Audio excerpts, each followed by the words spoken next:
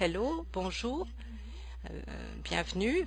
Ça sera le dernier mot en français que je veux dire parce que je ne veux pas massacrer cette belle langue. Alors merci à tous. Ce sera le dernier mot en français que je veux dire parce que je ne veux pas massacrer cette belle langue. Alors merci à tous ici avec moi aujourd'hui. Je suis très contente de vous parler à tous. Merci à l'équipe d'agriculture plus que jamais de m'avoir permis de vous présenter ce webinaire. Et puis merci aussi de m'avoir aidé du point de vue technologique. Nous allons donc commencer.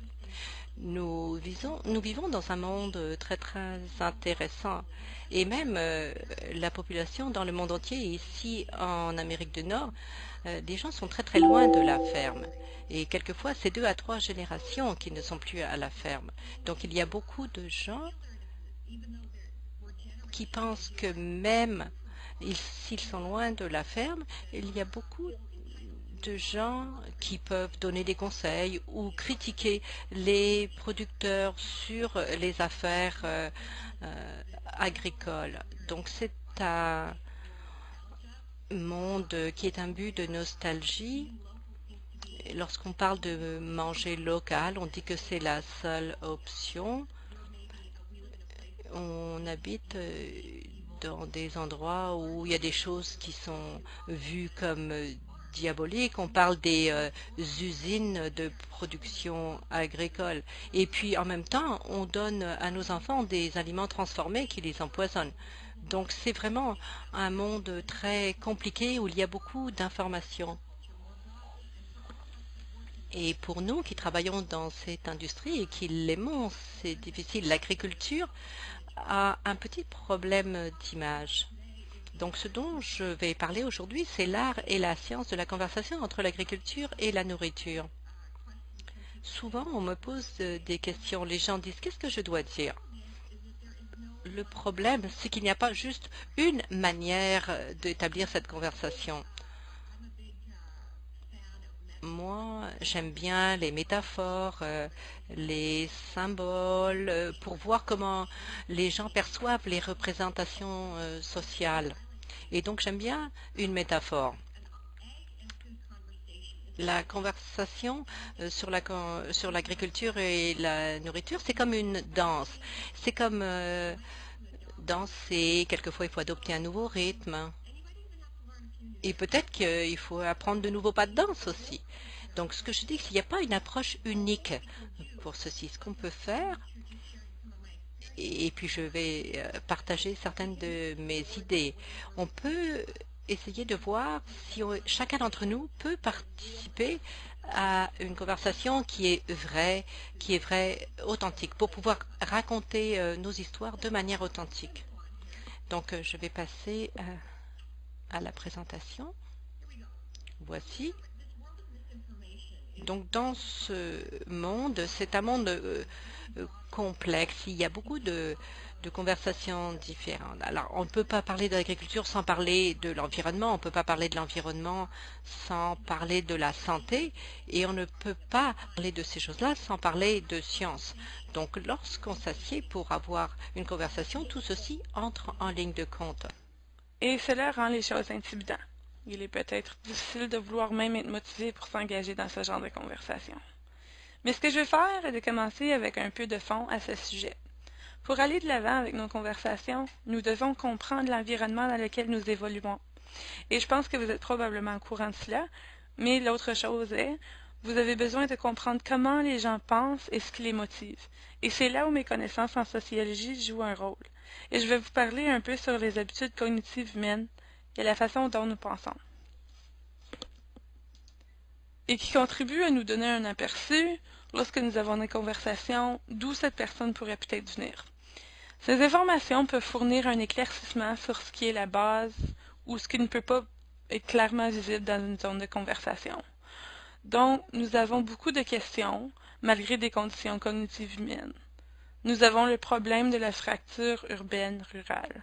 Nous avons une relation bizarre avec notre nourriture. Je pense que nous pouvons s'entendre à ce sujet. Nous, peut-être une fois où notre relation avec la nourriture était très fonctionnelle il y a des décennies, Nous vivons maintenant dans un monde où notre niveau de vie est plus élevé et nous pouvons être un peu plus exigeants sur ce que nous mangeons et comment nous nous sentons par rapport à la nourriture. Nous avons des problèmes autour de la perception de l'expertise. Il y a tous les éléments de la façon dont les célébrités peuvent influencer la messagerie autour de la nourriture et de l'agriculture. Donc, il y a beaucoup de questions complexes qui entrent en jeu ici, notamment les réseaux sociaux. C'est énorme. Ils ont fondamentalement changé la façon dont nous interagissons en tant qu'êtres humains. Nous sommes en ligne tout le temps, et la plupart d'entre nous sommes sur Facebook ou Twitter, et ainsi de suite, et c'est le nouvel espace relationnel. Mais aussi, ça devient un peu comme l'autoroute de la désinformation. Et je reviendrai là-dessus dans un peu de temps. Commençons par la façon dont nous nous adressons à la nourriture. Nous avons dans ce premier monde, comme je l'ai dit, plus d'une relation esthétique avec notre nourriture. Nous avons le luxe de ne pas vraiment se soucier d'où notre prochain repas vient, qui est vraiment très bien, mais ce n'est pas le cas pour tout le monde. Il est près d'1 milliard de personnes dans le monde qui se battent encore pour obtenir exactement 300 calories par jour, et c'est la réalité des choses. La triste ironie de tout cela pour nous, c'est qu'il y a ceux d'entre nous dans le premier monde qui se mettent en ligne pour payer beaucoup d'argent à chaque mois pour injecter des vitamines en réduisant notre rapport calorique à une malsaine 500 calories par jour, juste pour perdre quelques kilos. C'est une sorte de juxtaposition de quelques facteurs sociaux qui font partie de notre environnement mondial. Il est intéressant de regarder les choses, d'obtenir une compréhension de la façon dont nous considérons la nourriture. Et l'autre chose qui est intéressant, c'est que je pense que presque une vie saine, c'est quasiment une compétition ou un sport dans le monde. Bien, je vais laisser ça là et je vais voir ce que vous en pensez.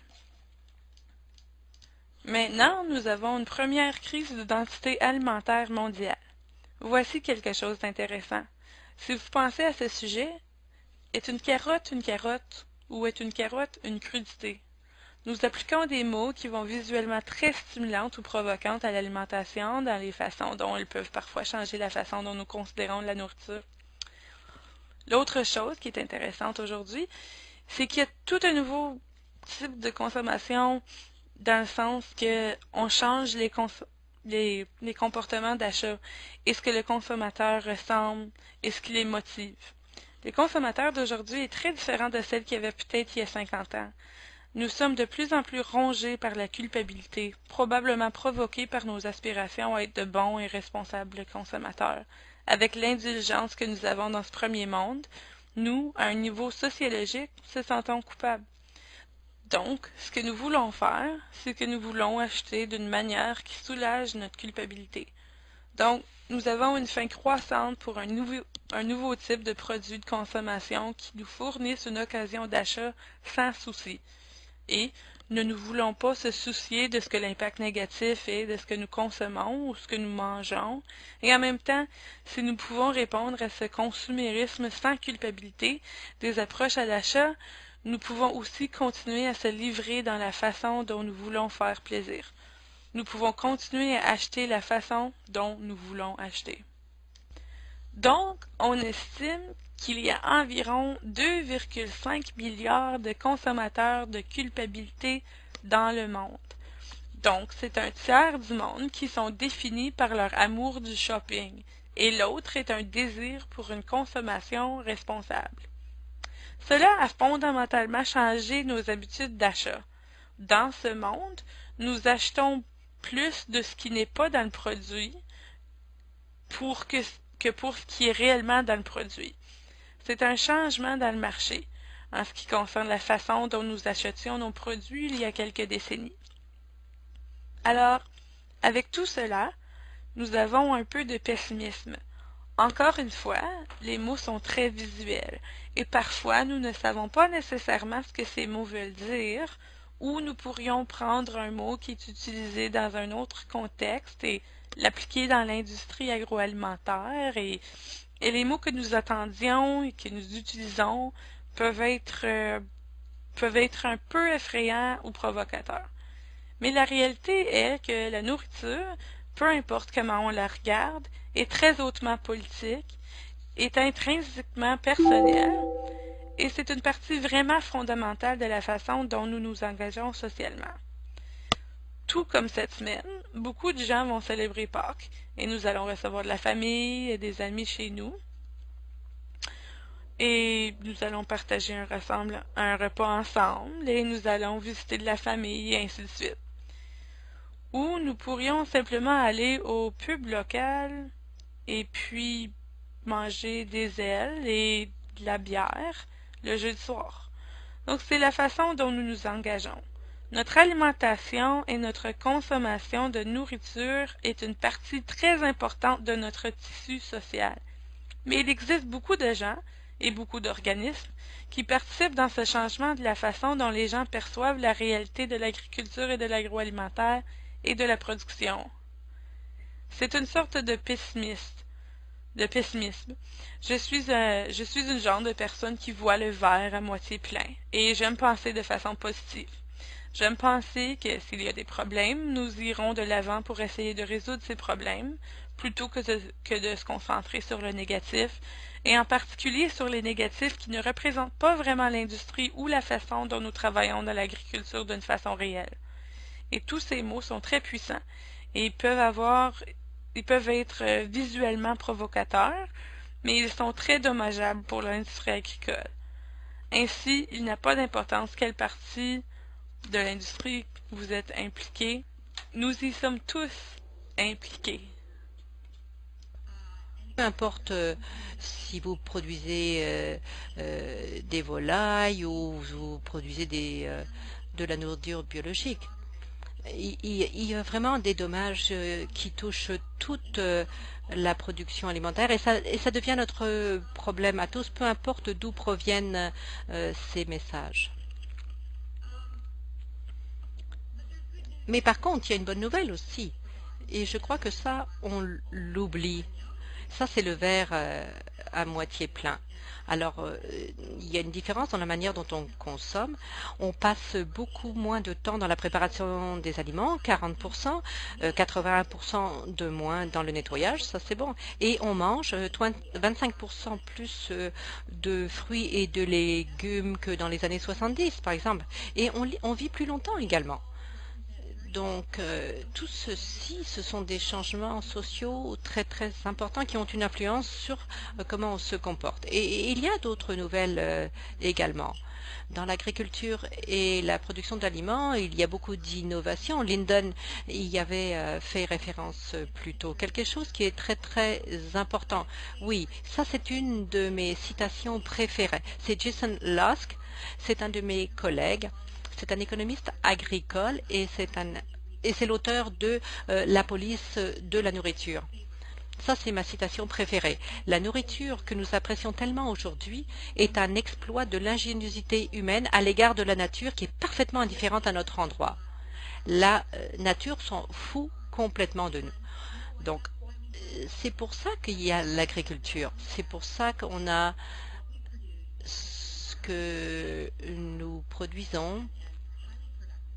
Et nous sommes très très productifs maintenant. Il faut fêter ce genre de réussite. Et on a besoin de cette agriculture pour contrebalancer ce que la nature nous balance à la tête. Donc nous avons beaucoup de parties intéressées. Il y a plus de 500 organisations militantes qui dépensent plus de 2,5 milliards de dollars par année. Et ils s'impliquent et ciblent les pratiques agricoles, l'obésité, l'étiquetage, les tests et les autres questions de réglementation. Beaucoup de mes collègues s'y réfèrent comme étant l'industrie de la peur. On n'y pense pas, mais lorsqu'il y a ce genre d'argent, c'est vraiment une industrie. Et donc, il faut qu'on le voit comme ça. La nouvelle réalité du marché nous amène beaucoup de joueurs autour de la table. Et ça veut dire qu'il y a un environnement beaucoup plus concurrentiel pour ceux qui travaillent en agriculture, qu'ils soient producteurs ou qu'on travaille pour le gouvernement ou pour Agriculture et Agroalimentaire Canada, peu importe où on travaille dans la chaîne de valeur. tout ceci est très important et il faut qu'on soit au courant. Ça change également le contenu de notre conversation parce qu'avec l'argent et les activités qu'il finance, avec ces 2,5 milliards de dollars par année, il y a beaucoup de mauvaises informations, d'informations fausses. Donc ça nous fournit une bonne occasion pour s'impliquer et pour dire notre histoire de manière différente. Je vous ai parlé un petit peu plus haut de la différence parce que, bon, ce contexte ne vous surprendra peut-être pas, mais il y a également d'autres choses qui entrent en ligne de compte. Et la plus importante, ce sont les habitudes cognitives humaines. Ça a du bon sens. Un des exemples, Giscard. Malaysian flight, and for several weeks, I don't even know where it stands. Like Facebook feeds, you would see a whole bunch of conspiracy theories. Donc il y a beaucoup de théories.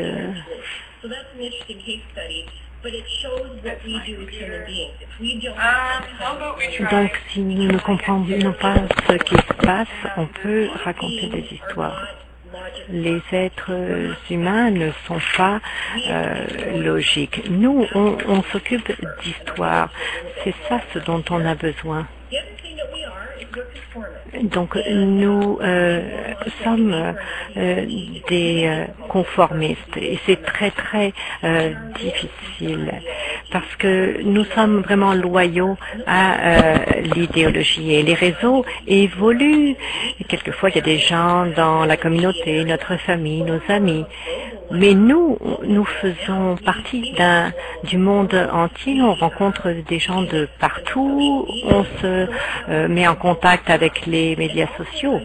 Donc toutes ces idées, et toutes ces idéologies sont communiquées et renforcées par les gens qui sont autour de nous. Donc c'est très important à savoir aussi. L'autre facteur qui est important aussi, c'est que nous cherchons toujours des informations qui confirment notre vision du monde. Donc, si par hasard, on nous donne un fait, des informations qui vraiment changent notre vue des choses, on se dit que bon, on va l'ignorer et on va aller rechercher des informations qui viendront confirmer nos croyances. C'est quelque chose de très commun. Nous sommes également à la recherche de modèles. On aime bien relier les points de A à Z. C'est comme ça qu'on fonctionne. Et tous les animaux le font. Et il s'agit de la survie. C'est comme ça qu'on a réussi à se développer en tant qu'espèce. Et on appelle ça les modèles. On essaye de trouver des modèles qui sont significatifs pour nous. Et c'est pour ceci qu'on voit l'homme dans la lune ou alors qu'on peut voir un visage dans un arbre. C'est ça ce que nous faisons lorsque nous recherchons les modèles. Et ceci marche avec les associations d'idées. Par exemple, le diabète de mon cousin a été guéri parce qu'il a pris telle ou telle herbe. C'est intéressant, mais ce n'est pas une preuve scientifique. Mais la science et ses protocoles et ses méthodes n'ont quelques siècles seulement. Mais les anecdotes, ce sont de toutes petites histoires et c'est comme ceci que nous pouvons comprendre une anecdote plutôt que d'aller vérifier quelque chose et d'en faire une preuve. Autre chose aussi, et c'est relié au modèle, nous pensons en images et on le fait pour pouvoir comprendre les informations et également pour accepter quelque chose qui fait peur. Et donc nous utilisons une partie du cerveau qui provient du centre émotionnel, mais également la partie créatrice de notre cerveau. Ce n'est pas comme les mots qui peuvent entrer par une oreille et sortir par l'autre. Les images ont quelque chose d'intuitif. On comprend mieux avec les images. Un très bon exemple de ceci, c'est le terme nourriture Frankenstein.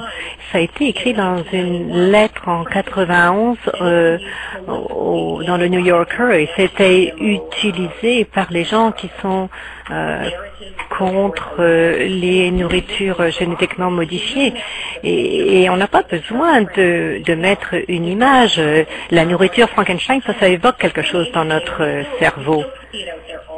Et on voit encore cette expression partout.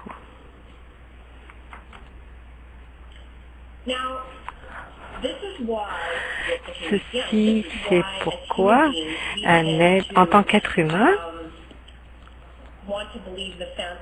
on peut vouloir penser de manière magique. On a peut-être justement cette tendance à utiliser la magie. On va toujours en avion, mais on ne pense pas forcément comment il fonctionne. Mais on prend un vol de Toronto à Saskatoon et puis ensuite on va à New York. C'est quelque chose d'intéressant comme image qui nous montre qu'on ne pense pas toujours de manière logique ou rationnelle. L'autre chose que nous avons, ce sont les médias sociaux. Et nous sommes tous au courant que c'est vraiment quelque chose de très bien. Mais si on retourne un peu en arrière, on a des drôles de relations avec la nourriture, on est confus sur qui sont les experts et on a beaucoup de mauvaises informations. Alors, ce qui se passe, c'est qu'on a toutes ces anecdotes et ces histoires qui sont répandues sur Facebook, sur Twitter et toutes les autres plateformes. Donc, il y a plus de 70% des gens en Amérique du Nord qui utilisent l'Internet ou les médias sociaux. Et ça, c'est 24 heures par jour. Donc, nous sommes donc des citoyens journalistes maintenant. Avant, il fallait écrire une lettre au journal ou fallait être journaliste. Mais maintenant, n'importe qui peut écrire n'importe quoi. Ils mettent ça sur Twitter, Facebook, et puis donc ils peuvent partager leurs idées, leurs opinions, leurs photos, et ils réinterprètent les informations de la manière qu'ils veulent. Et donc c'est ça qui est le moteur de tout ce partage de cette information. Donc c'est ce qui est bien, mais c'est ce qui est mauvais aussi. Ce qui est bien, c'est qu'on a beaucoup d'accès à énormément d'informations. Et ce que je trouve super, c'est que je suis en contact avec mes amis, ma famille, on est toujours là. On peut faire des webinaires comme on fait maintenant, et ça c'est vraiment très très bien. Donc on peut communiquer beaucoup mieux qu'avant, mais en même temps, on est sujet à beaucoup de mauvaises informations. Et c'est difficile pour les gens de comprendre ce qui est réel et ce qui ne l'est pas. Donc, du point de vue des utilisateurs principaux, le groupe d'âge des utilisateurs des médias sociaux entre 21 et 35 ans. Et la plupart des gens aussi deviennent grands-parents et ils veulent communiquer avec les jeunes et avec les médias sociaux, ils peuvent le faire. Mais là, on revient à la même chose. On a beaucoup d'informations qui sont fausses. Et donc ça, c'est le défaut des médias sociaux. Et voici donc les défis que ça peut nous poser dans l'industrie. Alors, à part tout ceci, avant, on faisait des choses différemment. Maintenant, on clique. On clique tout le temps. On n'est plus militant. On pousse un petit bouton, on appuie sur un petit bouton et on peut devenir militant. Donc, ce n'est plus du tout la même chose que ce que c'était avant lorsqu'on descendait dans la rue. Alors, l'influence des personnes connues. Ce qui se passe avec ces célébrités qui appuient certaines choses, on a une stratégie, une compagnie va choisir quelqu'un pour être porte-parole de son produit, ils ont certaines qualités, et puis on les fait correspondre à un produit dont on va faire la promotion. C'est quelque chose qui arrive depuis très très longtemps. Ça se passe dans le monde des sports, par exemple avec Nike, etc. Mais les médias de masse, la télévision, les médias sociaux, etc., ont vraiment amené les personnes connues à les maisons beaucoup plus qu'avant. Donc on a une relation beaucoup plus proche avec les célébrités. Bon, on peut regarder Oprah et d'autres personnes, et ils sont là. Et ils font partie du réseau que nous avons. On les voit comme si c'était nos alliés. Et maintenant, plus on a de relations avec les célébrités, ceci va influencer ce que nous faisons en tant que consommateurs parce qu'on l'associe à leur style de vie merveilleux. On les voit, on voit qu'ils ont une bonne vie et on veut avoir la même chose. Mais en fait, la plupart de ces gens ne sont pas des experts, mais ils ont beaucoup d'influence sur leur public. Et il y a 4 millions de gens qui les regardent tous les ans et donc c'est comme ça que l'audience, ils vont pouvoir persuader leur audience de ce qu'ils veulent dire. Donc lorsqu'il y a des célébrités qui font la promotion de quelque chose, on aura beaucoup de problèmes à contrer la mauvaise perception du public. L'autre facteur qui est très très intéressant aussi, et c'est notre tendance d'exagérer notre connaissance d'un produit. Donc ici, c'est l'effet Dunning-Kruger. Ça a été introduit durant les années 90. C'était des psychologues à l'université de Cornell. Et donc, ils ont fait des études. Comment est-ce qu'on peut reconnaître quelqu'un qui n'est pas au courant et qui n'est pas compétent, exactement. Donc, ce que vous avez sur votre graphique ici, vous avez une échelle de connaissances. Ceux qui sont moins de connaissances sont à gauche et ceux qui en ont plus sont à droite. Et ce que vous voyez ici, c'est la différence avec vous voyez la flèche rouge que j'ai des deux côtés. Ce qui est important, c'est la différence entre la prédictabilité de chacun des scores. Les lignes bleues et rouges sont les tests, les scores des tests. Et vous voyez la ligne verte, c'est le score réel. Donc, ils ont vraiment surestimé leur niveau de compétence. Ceux qui sont les experts ou sous-estiment leur vrai niveau d'expertise. Donc, ça, c'est un autre aspect du paradigme cognitif de l'être humain. C'est qu'on exagère le niveau de notre connaissance. Cette étude en particulier a été inspirée par un événement social. Il y avait un monsieur, je me souviens pas où c'était aux États-Unis, mais il a décidé de voler une banque et quelqu'un lui a dit, quelqu'un dans son réseau, que s'il mettait du jus de citron sur toute sa figure, les caméras à la banque ne pourraient pas le reconnaître. Et il a été très surpris lorsque la police l'a attrapé. Et bien sûr, ça a été rapporté dans les médias et ça a été répandu dans tout le pays. C'était une histoire très intéressante.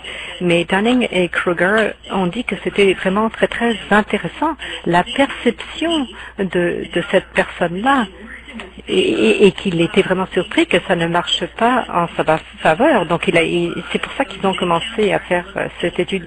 Donc s'ils pouvaient voir cette histoire, c'est vraiment très très intéressant. Voici quelque chose qui a été très publicisé, on en a beaucoup parlé en agriculture.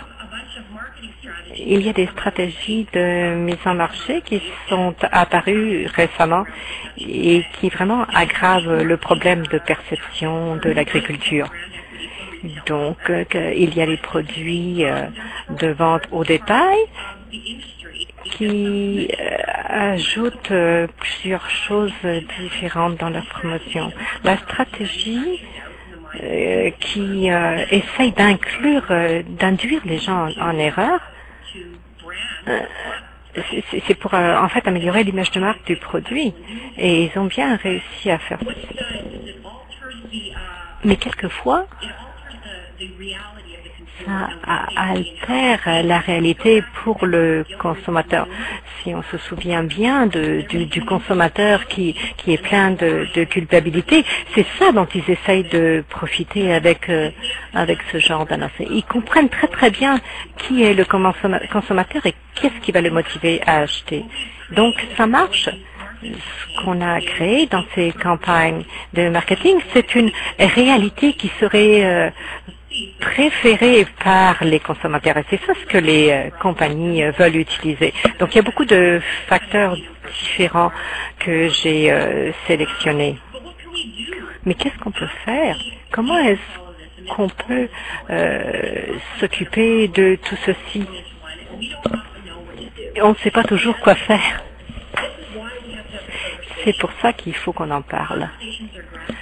Les conversations se font à la base et c'est comme ça qu'on peut vraiment effectuer des changements. Ce n'est pas facile d'avoir une conversation, mais c'est quelque chose sur lequel il faut qu'on travaille et pour lequel il faut qu'on fasse des efforts. Donc, je vais vous donner quelques idées pour le faire. Ce sont des choses que j'ai rencontrées dans mes expériences.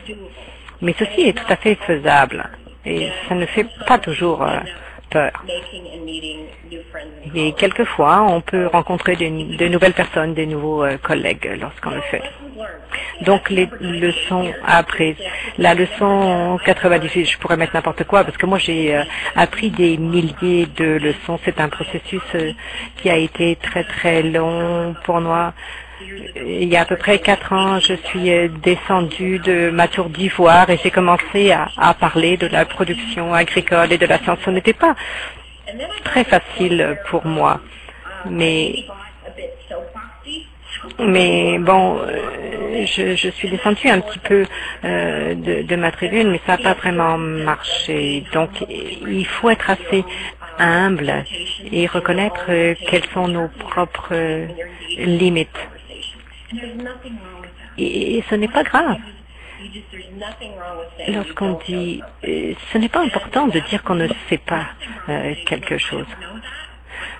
On peut dire, bon, je ne sais pas, mais je vais pouvoir faire des recherches pour vous répondre.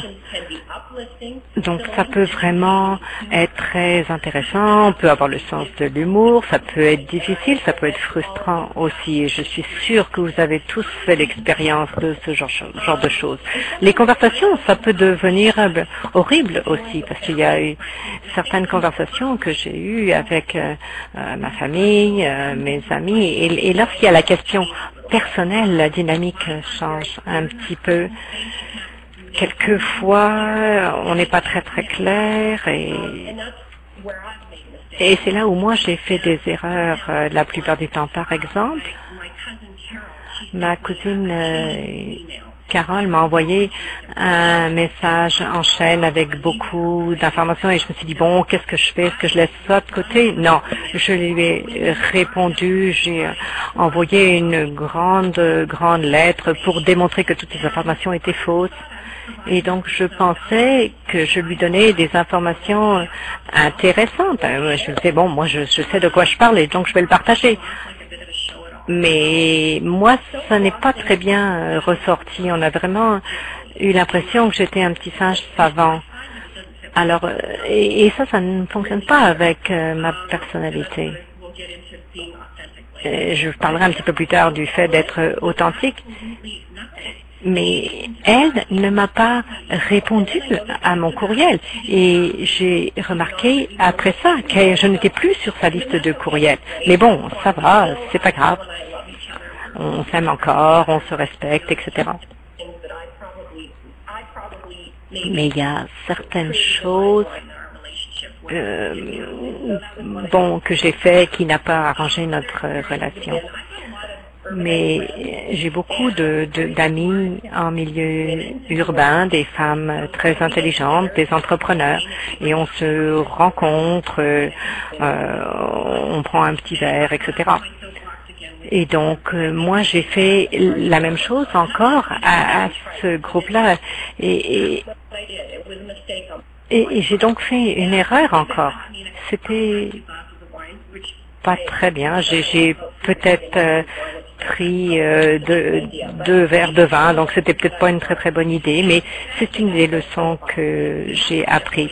Il faut vraiment s'éloigner de nos tribunes. Il faut s'assurer que les gens avec qui on parle, ceux avec qui on fait notre danse, il faut qu'on soit sur un terrain commun, qu'on soit dans une relation un à un. On ne peut pas danser avec une autre personne si on n'a pas le même rythme. Et voilà ma métaphore. Donc ce que j'ai appris, c'est comment vous communiquez. C'est plus important que le contenu de votre communication. Ce n'est pas uniquement les faits, les informations, les preuves. C'est comment on se comporte avec les autres. Et c'est là l'art de la conversation. Et bien sûr, on a besoin de pratique, surtout lorsqu'on est très passionné sur l'agriculture et on veut comprendre que non, les pesticides qu'on utilise maintenant sont beaucoup plus sécuritaires que ceux qu'on utilise par le passé. Pour des questions comme ça, il faut que l'on se comporte de manière très humaine avec les autres avant de commencer à parler des faits eux-mêmes. Certains des outils que j'aime utiliser et qui sont très utiles, ce sont les éléments visuels. Rappelez-vous que les gens aiment beaucoup des images. Ici, c'est quelque chose qui est inspiré par un de mes amis Twitter. Vous avez ici la sélection conventionnelle et puis là, bon, c'est toute une foule de gens et puis l'ingénierie génétique, c'est comme un ballet. Ce sont deux approches différentes et ça vous montre que le ballet ici est beaucoup plus précis que la foule qui danse ensemble. Ici, c'en est un autre que je pense que c'est vraiment une bonne image. Ça parle du niveau d'hormones dans différentes choses. C'est Joel Rustcamp au Nebraska. Elle utilise les M&M. Il n'y a pas de Smarties là-bas, donc c'est des M&M dans les pots qui montrent le niveau d'hormones dans la plupart des choses. Et il y a le bœuf, mais même le chou. Donc on peut avoir des éléments visuels pour les consommateurs afin qu'ils comprennent mieux les informations qu'on leur fournit. La conversation redoutée, ça c'est toujours très très intéressant. Comme je l'ai déjà dit avant, il n'y a pas d'approche standard pour tout ceci. Ce qu'il faut se rappeler, c'est que le contact humain est très très important. Il y a beaucoup de personnes avec beaucoup de points de vue différents. Et bien sûr, il y a des continuums. Et nous, il faut qu'on dépasse nos propres obstacles. Il faut qu'on voit un peu comment on peut s'impliquer avec les autres. On ne peut pas faire de présomption. Et c'est ça ce qui est le plus important. On ne peut pas présumer ce que les gens savent et on ne peut pas présumer quelles sont leurs peurs, etc. Donc, il faut vraiment penser du point de vue continuum. Et il y a la connaissance, la compréhension, l'expertise, les motivations politiques. Il y a les facteurs émotionnels aussi. Et les gens peuvent être en colère ou ils peuvent juste être curieux. Donc, il faut voir où les gens en sont dans ce continuum. Parce qu'on ne sait jamais ce qu'on va obtenir dans une conversation. Donc, pas d'approche standard. Donc, en tant qu'individu, lorsque vous entamez ces conversations, il faut que vous soyez très déterminé, que vous sachiez qui vous êtes. Il faut que vous soyez authentique pour fournir votre expertise et également savoir quelles sont les limites de votre expertise. Et puis, qu'est-ce qui vous intéresse aussi? Est-ce que vous êtes un artiste? Est-ce que vous êtes une personne qui aime sa famille? Est-ce que vous êtes un grand-père ou une grand-mère? Est-ce que vous vous occupez de quelqu'un qui est malade ou qui est mourant? Donc tout ceci fait qui vous êtes en tant qu'individu et ça fait partie de la conversation. On ne peut pas sous-estimer toutes ces choses. Donc la stratégie. Alors voici comment je procède. J'essaie de voir comment je fais les choses et ça m'a pris longtemps à comprendre. Je ne suis pas toujours mal à l'aise lorsque je commence une conversation, mais la conversation, c'est un peu comme un exercice. Donc il faut vraiment s'entraîner pour avoir le bon genre de muscles pour la conversation. Il y a des gens qui ont des idées différentes et c'est plus facile lorsque vous acquérez de l'habitude. Vous pouvez voir où les gens en sont dans leur continuum. Il faut déterminer où se trouve la personne. Parce que pour désarmer et rediriger, il faut comprendre à qui on parle et qu'est-ce qui est important pour la personne. Et il faut être rapide aussi. Parce que ça dépend qui ils sont et où ils en sont. Ils peuvent faire dérailler la conversation très très rapidement. Donc lorsqu'on passe à la prochaine étape, c'est-à-dire désarmer et rediriger, il faut voir s'il y a la peur, la colère, quelles sont les motivations politiques derrière tout ceci. Donc, lorsque vous faites ce processus, il faut que vous utilisiez votre expérience personnelle, vos histoires personnelles à vous. Et ça peut être un petit peu difficile quelquefois. Par exemple, j'ai fait une présentation et il y a quelqu'un qui me parlait vraiment très très près et il remet son doigt devant moi. Donc j'ai été un peu surprise et je n'étais pas très sûre de comment procéder. Et donc le processus pour déterminer a dû être fait rapidement et il y avait beaucoup d'autres gens qui attendaient pour discuter avec moi également. Ils étaient peut-être un petit peu moins passionnés que ce gars-là, mais ce que j'ai fait, c'est que je l'ai regardé droit dans les yeux et je lui ai dit, vous savez, vous avez l'air d'être très très passionné sur ce dont vous voulez parler. Je voudrais parler avec vous, mais je préférerais parler d'abord à ces gens-là et je vous reviendrai un petit peu plus tard. Donc j'ai fait plusieurs choses en faisant ça. Moi, je me suis mise en charge, mais d'une manière respectueuse, et ça c'était très très important. Il faut être poli, il faut être respectueux. J'ai reconnu les peurs et la colère de cet individu. Et puis les autres qui regardaient ça ont été un peu plus à l'aise aussi. Mais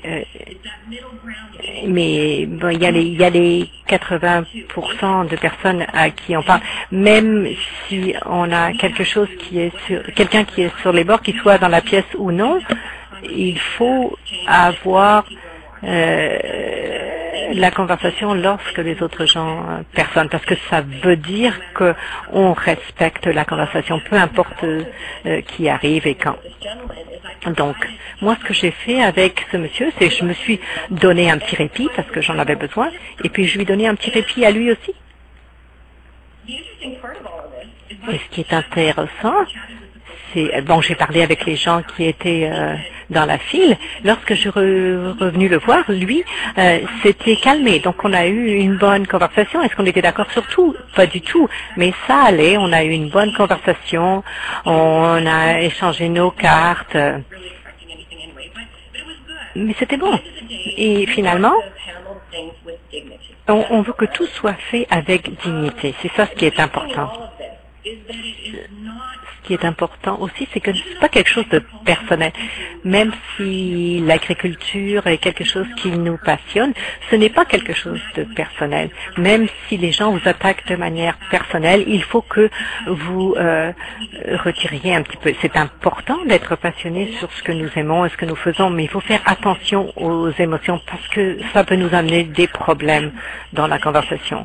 Rappelez-vous que l'agriculture, même si nous y travaillons et ça fait partie de nous, de notre famille, c'est quand même une entreprise et il faut que ce soit traité de cette manière-là. Et donc, il faut s'en rappeler. Donc, la question de décider, bon, le désarmer, rediriger, tout ceci, ça peut prendre à peu près 1 minute et il faut en parler. Il c'est comme de réchauffer un peu les muscles de la conversation. Et lorsqu'on est avec des amis, on peut essayer de faire des jeux de rôle, par exemple, pour s'entraîner. Parce que lorsqu'on a ces genres de conversations, on peut poser des questions. La seule manière de déterminer où quelqu'un en est, pour savoir où s'en va la conversation, il faut qu'on pose des questions, il faut découvrir ce qui se passe. Qu'est-ce que vous faites pour gagner votre vie? Ah, vous êtes infirmière. Bon, il faut dire bon, vous êtes une mère au foyer. Il faut essayer de rentrer un petit peu dans leur esprit. Moi, j'ai 2 oreilles et une bouche pour une bonne raison. C'est qu'on devrait écouter et pas toujours parler. Après ça, on peut passer au dialogue. Et les dialogues seront différents à chaque fois. Et bien sûr, non, il n'y a pas d'approche standard. Quelquefois, les dialogues en ligne sont très différents des dialogues en personne. Donc, ça change tout le temps. Quelque chose dont il faut se rappeler avec les nuances du dialogue, c'est qu'il faut toujours créer le contact. Il faut trouver un terrain d'entente. C'est là où la question va entrer en ligne de l'ordre. On dit, ah, vous venez là? Ah, ben moi, j'habite pas très loin d'ici. Ou alors, bon, vous jouez au hockey? Oui, mes enfants jouent au hockey. Il faut toujours se rappeler qu'il y a toujours un terrain d'entente. Même si on est divisé sur un certain sujet ou un certain enjeu, il y a toujours un terrain d'entente. Et c'est ça qu'il faut trouver. C'est la première chose qui est importante à faire dans une conversation. Et lorsqu'on se rappelle la conversation, on peut voir que c'est pas utile d'essayer de convertir les gens. Il faut simplement obtenir une relation. C'est une question de contact humain. On ne va pas gagner cette question de l'argument. Il faut initier le dialogue et il faut poser des questions. Ça, c'est quelque chose qui a vraiment fonctionné pour moi. Et puis, bien sûr, il ne faut pas s'arrêter. Il faut continuer à entretenir le contact parce que la valeur, c'est dans la relation, pas simplement dans le contenu de la conversation. Donc, si vous avez une conversation en ligne avec quelqu'un que vous n'avez jamais rencontré avant, mais vous êtes en train de parler avec cette personne, si quelqu'un vous arrive 2 semaines après et vous vous rappelez, oui, je me souviens, cette personne-là serait vraiment intéressée au sujet. Alors là, à ce moment-là, vous pouvez le partager avec la personne. Les gens vont répondre à ce fait que vous vous rappelez d'eux, beaucoup plus que ce que vous avez dit ou ce que vous avez fait. Donc, il y a une très très bonne valeur pour la conversation. Maintenant, alors, les sources, bon, il y a énormément d'informations et on veut avoir des informations fiables pour connaître quelles sont les nuances ou les processus agricoles, etc. Une des choses les plus importantes que j'ai découvertes très très tôt, c'est lorsque j'allais sur Twitter. J'ai vu qui a une certaine expertise ou pas. Et ensuite, j'ai construit mes réseaux de cette manière-là. Maintenant, ça m'arrive tout le temps. Il n'y a personne qui sait tout. Donc, si vous avez une question à laquelle vous ne pouvez pas répondre, c'est bien d'avoir une personne ressource qui pourra vous aider. Donc, c'est très, très important comme source d'information pour vous. Tous les jours, il y a beaucoup de gens qui s'impliquent dans ces conversations. Il y a des scientifiques, il y a des scientifiques du gouvernement, il y a des agriculteurs. Les agriculteurs sont la source d'information la plus importante. Moi, j'ai beaucoup d'agriculture que je peux aller voir, que ce soit des agriculteurs conventionnels ou biologiques. Et ils le savent, je ne suis pas agricultrice. Donc, quelquefois, j'ai des questions où quelqu'un vient me poser une question et je dis, bon, ben, je ne sais pas, mais je vais pouvoir vérifier et je vous reviendrai. J'ai tous ces gens, toutes ces ressources que je peux aller voir. Et bien sûr, avec le temps, on crée un inventaire de ressources, que ce soit vos histoires ou les histoires des autres. Donc, on peut utiliser tous ces outils. Vous pouvez participer à des forums de discussion également. Il y a beaucoup de possibilités qui vont vous donner des accès à l'information. Et bien sûr, vous pourrez définir ce qui est bon et ce qui n'est pas bon.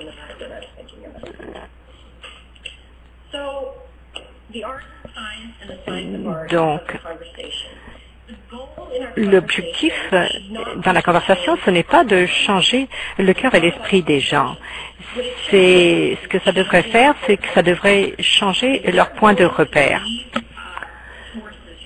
Ils vont voir ces sources et que vous savez que ce n'est pas la bonne chose. Votre but, ça devrait être d'avoir ce genre de conversation. Et il faut vous assurer que s'ils ne viennent pas vous voir, qu'ils fassent plus attention à l'endroit où ils vont chercher leurs informations. C'est ça ce qui est important.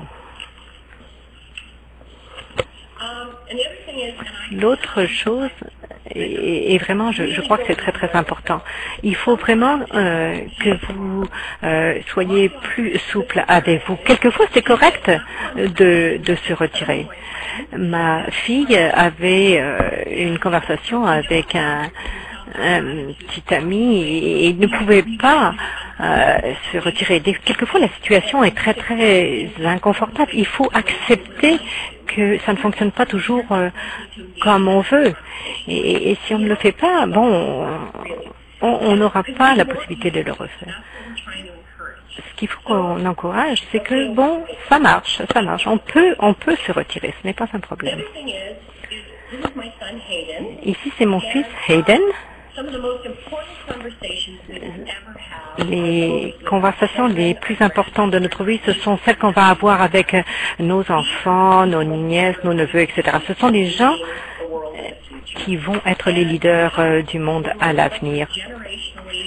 Donc, nous sommes très loin de la ferme du point de vue générationnel, du point de vue géographique.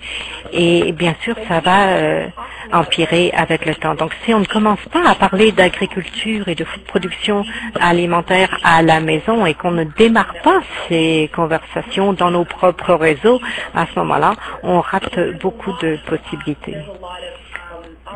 Il y a beaucoup de possibilités dans les 10 millions de calories et tous les bavardages. Au moins, il faut essayer de penser de manière critique parce qu'on vit dans un âge où il y a beaucoup d'informations et donc les jeunes doivent pouvoir décider ce qui est important de ce qui ne l'est pas. Donc, il faut vraiment commencer chez soi. Donc, je vais vous donner quelques idées. Il faut établir de vraies relations et éviter d'éduquer. Ça peut exiger plus d'écoute que de discussion. Si vous frappez un mur dans la conversation, faites un retour en arrière. Vous pouvez dire « Désolé, bon, je vais retourner en arrière ». Et si vous ne pouvez pas respecter le propos, au moins respectez l'intention. Même si vous ne comprenez pas, pourquoi les gens ont peur, ça ne veut pas dire que cette peur n'est pas valide. Les peurs des gens sont réelles pour eux, elles sont importantes. Donc, il faut que vous puissiez leur communiquer ceci, que vous reconnaissez que c'est important pour eux. Il faut être brave et il faut être confiant parce que souvent, on sait plus de choses que ce que l'on pense. Et c'est très bien de dire, je ne sais pas, je vais me renseigner et je vous reviendrai. Et puis, bien sûr, il faut utiliser vos réseaux. Si vous êtes dans une conversation en ligne et que les gens vous asticotent, demandez aux autres de venir vous aider. Il y a toujours quelqu'un qui peut venir vous aider, et plus d'une personne d'habitude. Ce qui est important dans toutes ces conversations, c'est il faut commencer avec ses propres expériences. et on laisse les faits à plus tard. C'est d'abord la connexion humaine qui est la chose la plus importante. Les gens ne pensent pas de manière logique. Ils préfèrent les histoires. Et c'est pour ça que vous pouvez être authentique de cette manière-là. Prendre le dessus ne signifie pas hausser le ton non plus. Et ça, moi, j'ai trouvé ça plusieurs fois. Et c'est comme ça qu'on peut s'améliorer. Qu'est-ce que ça signifie de trouver sa voie? Ça veut dire que c'est quelque chose qui est intéressant. Ça peut être n'importe où, à l'aréna, ou à l'église, lors d'une activité de bienfaisance. Ça peut être en ligne, sur Twitter, n'importe où, peu importe où vous êtes à l'aise. Si vous voulez faire un blog, c'est très bien. Mais moi, parce que je veux savoir ce que vous faites dans votre exploitation agricole. Donc c'est ça le genre de choses. Il faut que ça soit significatif pour vous. Il faut que ça ait de la valeur ajoutée pour vous. Sinon, vous n'allez pas vous impliquer de manière authentique. Donc il faut vraiment être exact dans les informations qu'on fournit. Il faut être responsable aussi. Il faut voir, bon, là, je vous ai donné la mauvaise information. Je vais faire mes recherches et je vous reviendrai. Mais il faut vraiment qu'on soit authentique dans nos approches. Ce qu'on devrait faire, c'est qu'on devrait avoir un style authentique. On devrait avoir nos histoires. Et lorsqu'on se retire, quelquefois, on aura de nouvelles amitiés et puis on aura beaucoup plus de respect les uns envers les autres. Et j'adore cette citation de Maya Angelou. Les gens oublieront ce que vous avez dit et fait, mais ils n'oublieront jamais ce qu'ils ont ressenti, comment vous les avez fait se sentir. Et c'est pour ça que la connexion humaine est très, très importante. Et c'est pour ça que vous devez avoir une perspective basée sur les valeurs.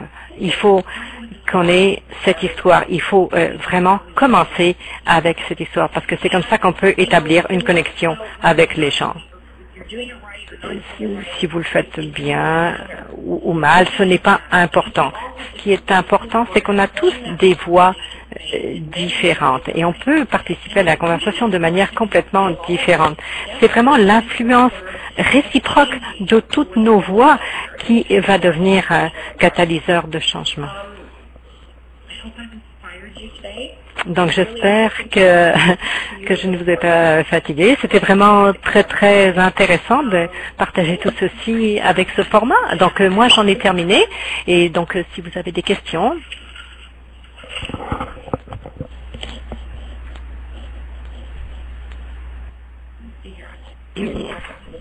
Alors je vais regarder en haut.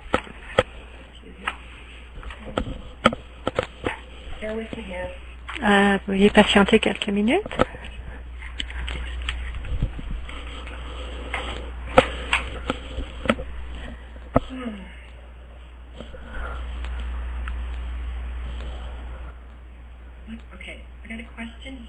Il y a une question ici, je vais la lire, de Jeannette.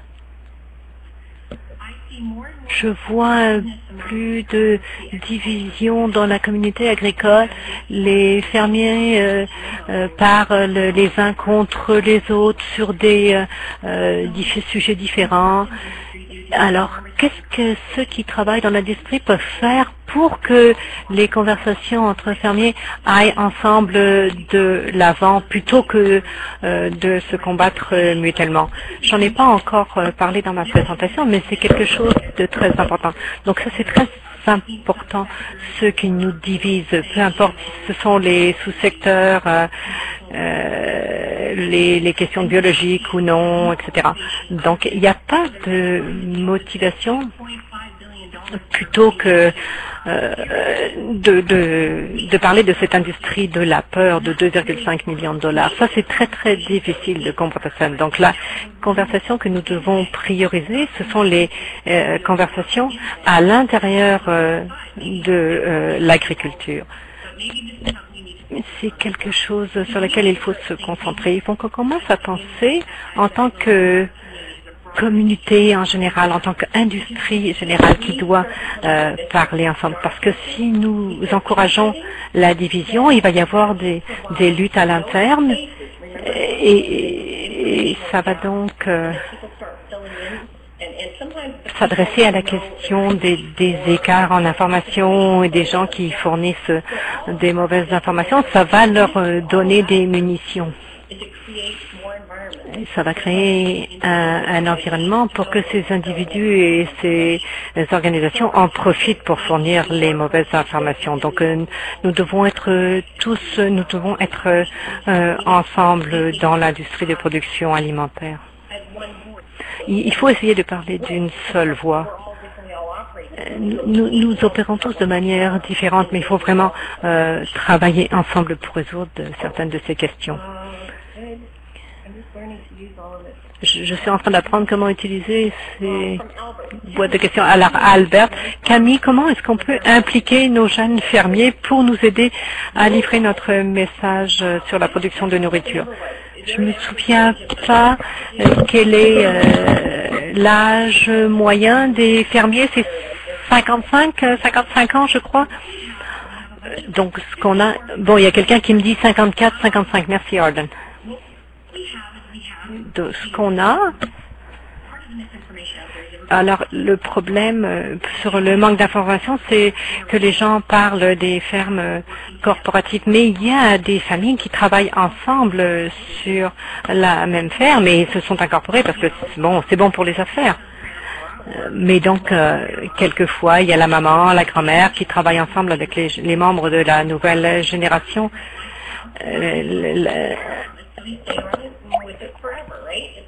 Les gens essayent de garder ce genre de vie, mais ce que les jeunes fermiers peuvent faire, c'est peut-être mieux que ce que les personnes les plus âgées faisaient. Et bon, les plus jeunes, eux, peuvent se mettre en ligne, ils peuvent commencer à avoir des blogs et faire des choses que les personnes les plus âgées ne sont pas à l'aise de faire. J'ai Gabrielle Ferguson dans la communauté autochtone. 47% des fermiers sont en dessous de 25 ans. Je ne le savais pas. Donc c'est là où les jeunes peuvent s'insérer dans les nouvelles technologies. Il n'y a pas juste Twitter et Facebook, il y a aussi les blogs.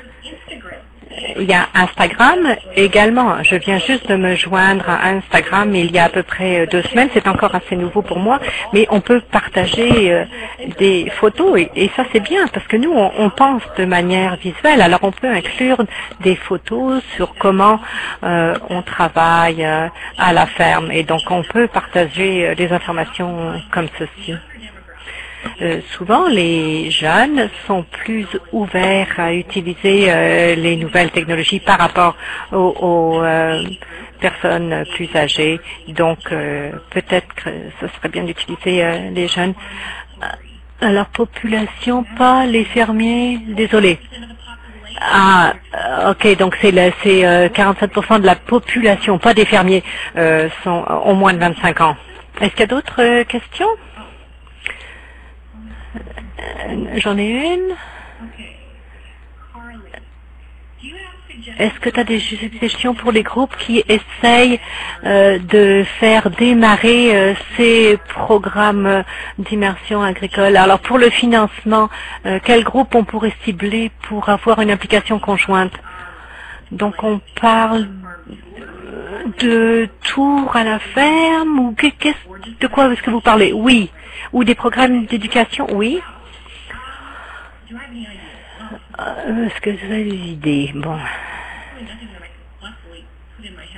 Il n'y a rien qui me vient à l'esprit tout de suite, mais un avantage qu'on a, c'est qu'on a des très très bons exemples de choses qui marchent très très bien, comme le programme d'alimentation agricole en Ontario. Et il n'y a pas de manque de ressources ou d'informations. Mais c'est peut-être difficile de trouver les renseignements. L'avantage que nous avons en tant qu'industrie, c'est qu'il y a des exemples qu'on peut imiter. On n'est pas obligé de réinventer la roue tout le temps. Peut-être qu'on peut prendre ce qui s'appelle Food and Farm Care et en faire un programme national qu'on pourrait trouver dans chacune des provinces. L'autre chose, j'ai pensé aussi, quelque chose qui était très bon, c'est qu'il y a beaucoup de bons blogueurs aux États-Unis. Et je ne dis pas qu'on ne le fait pas ici, on commence à le faire aussi au Canada. Mais je me demandais si on pouvait avoir un programme de mentorat entre les individus qui font ce genre de travail aux États-Unis et puis ceux qui voudraient le faire ici. Parce qu'il y a beaucoup de choses à apprendre. On réinventerait pas la roue, mais on essaierait de voir comment on pourrait limiter d'une manière qui a du bon sens pour nous. J'ai raté quelque chose ici.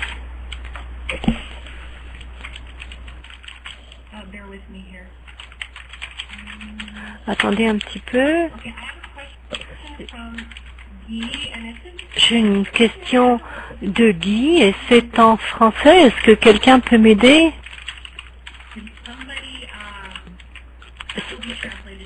Ça va être traduit rapidement. Donc, je vais passer à Rob. Est-ce qu'il y a une possibilité pour faire pousser des choses en milieu urbain? Je pense qu'il y a un programme en Ontario qui a été lancé. Il y a eu un programme petit déjeuner à la ferme qui était vraiment très très intéressant et vous pouvez me corriger si j'ai tort. Je pense qu'il y a eu 2000 personnes qui sont venues de la ville. Ils leur ont servi le petit déjeuner et ils ont la possibilité de visiter la ferme. Je pense que c'est le genre de choses qu'on a besoin de continuer à faire.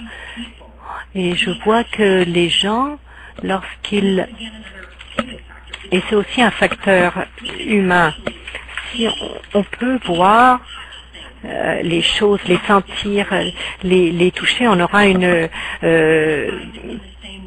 possibilité différente. On va avoir une meilleure compréhension des choses. Donc, ces possibilités d'aller à la ferme, je ne sais pas s'il y a différentes compétences selon les provinces. Je pense qu'il y a des questions de biosécurité, etc. Mais c'est quelque chose qu'il faut qu'on examine plus profondément. Je pense qu'il faut qu'on en fasse plus de ce côté-là, parce que avec chaque génération, on est de plus en plus éloigné de la ferme. Donc, on doit fournir des possibilités aux jeunes de voir comment les fermes fonctionnent. Où est-ce qu'on en est? Il faut que je remonte. Moi, je ne peux pas les voir.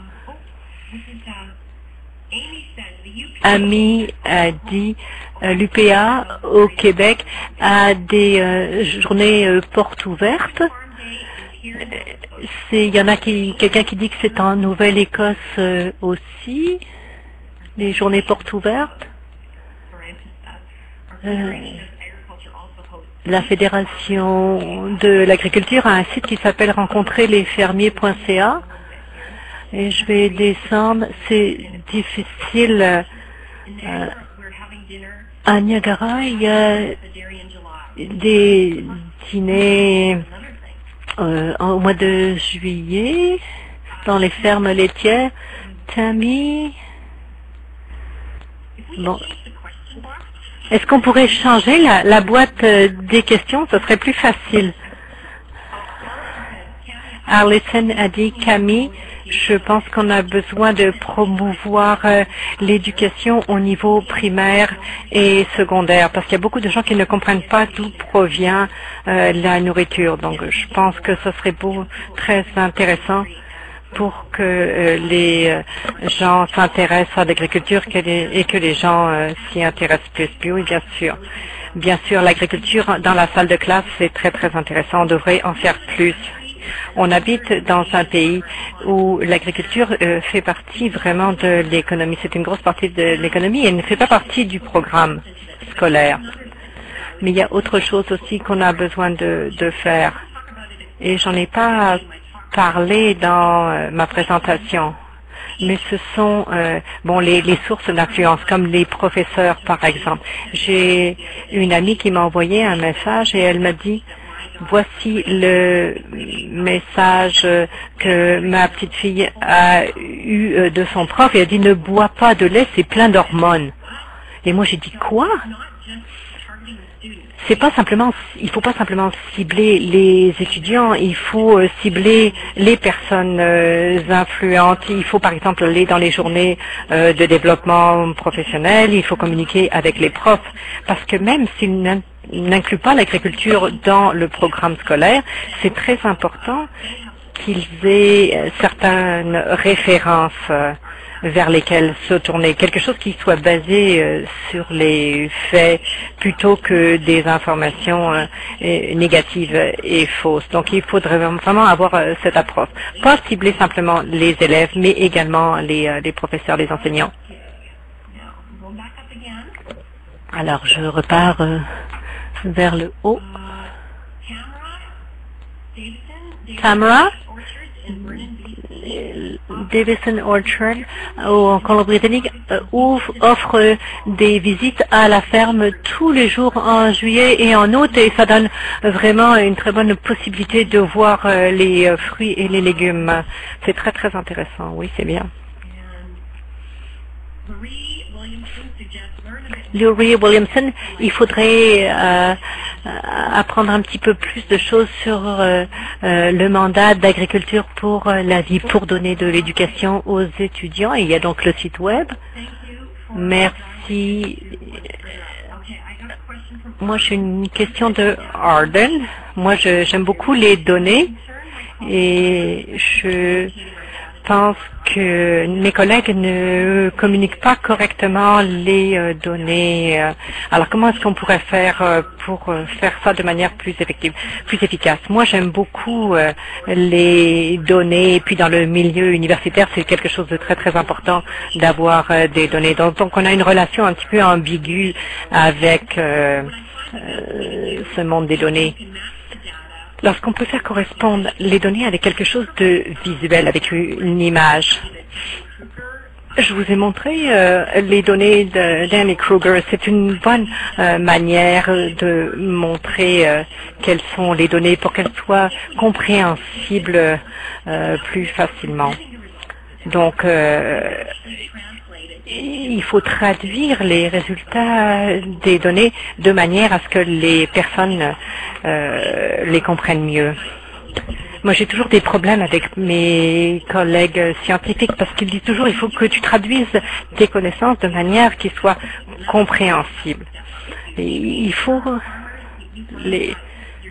les agriculteurs font des choses incroyables et ce qu'on peut faire, c'est qu'on peut apprendre des choses de la communauté scientifique et apprendre à communiquer. Alors, est-ce que tu peux répondre à cette question?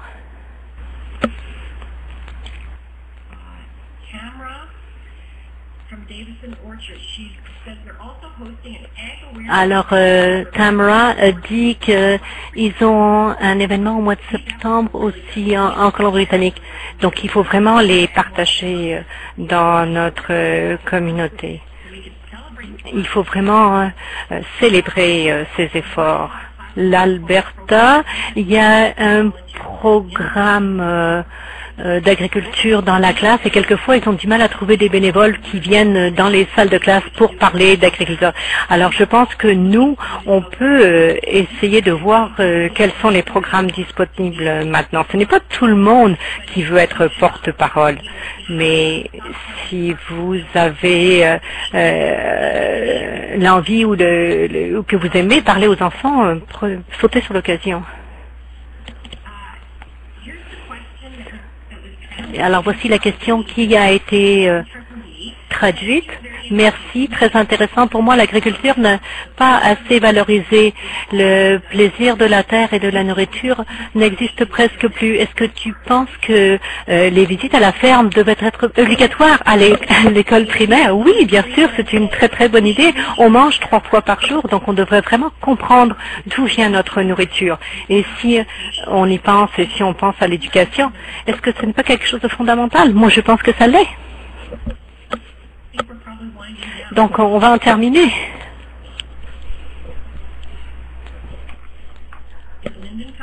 Est-ce que Lyndon va revenir ou non? Juste toi, Noël, d'accord. Donc, on a presque terminé.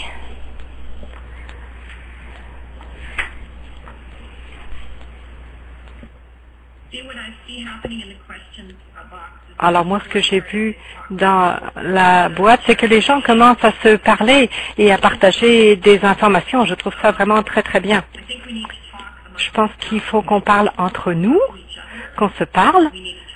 Il faut qu'on parle à nos familles, dans nos réseaux, mais il faut qu'on parle aux gens de l'extérieur. Et il faut qu'on pense de manière différente sur la manière dont on parle. C'est donc une relation humaine et il faut que ça ait du bon sens pour vous en tant qu'individu, parce que à la base de tout, on ne peut pas avoir une bonne conversation avec quelqu'un sans que ça vienne de manière authentique. C'est ça qui est le plus important. Alors, merci beaucoup de m'avoir permis de faire cette présentation. C'était un forum très intéressant pour moi. Et donc, je suis disponible. Je vais vous mettre mon adresse courriel. Et donc, si vous avez des questions, des commentaires, j'aimerais bien les entendre. Et donc, on pourra continuer à parler. Envoyez-moi vos idées. Je suis très, très optimiste sur ce qui va arriver. Je pense que l'agriculture, c'est un monde fantastique et on a besoin de partager toutes les bonnes expériences. Merci. Merci, merci beaucoup Camille. C'était une présentation très très bonne. Camille, est-ce que vous pourriez mettre votre adresse courriel dans la boîte de dialogue public? Donc, je vais mettre l'adresse de Linden également. Et puis, vous pouvez aussi nous poser quelques questions. Merci, Mathieu, d'avoir mis le courriel de Camille, camille.ryan@usask.ca. Donc, merci à tous d'avoir assisté à la présentation. Et j'espère que vous aurez une bonne semaine et un